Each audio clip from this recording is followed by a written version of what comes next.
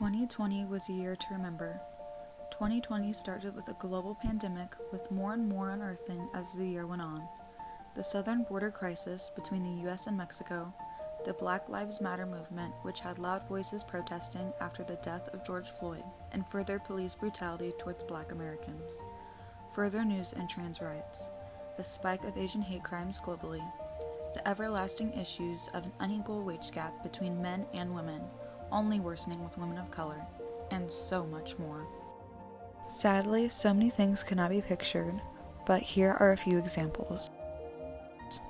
Recently, France banned hijabi women under 18 from wearing hijabs because of the interiorization of women over men. However, for many Muslim girls, wearing their hijab is a symbol of confidence and demonstrates their connection to Allah.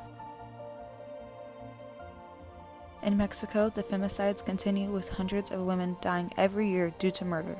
The cause of this is blatant sexism. This violence against women has soared since the pandemic started.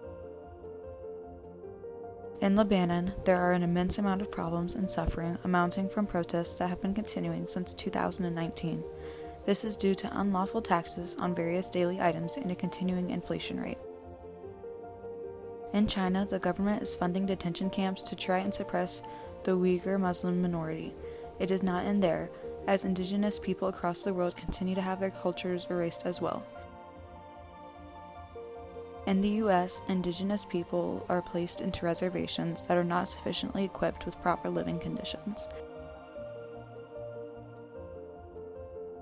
How do we fix a problem that is caused by our actions and by our prejudiced behavior towards others?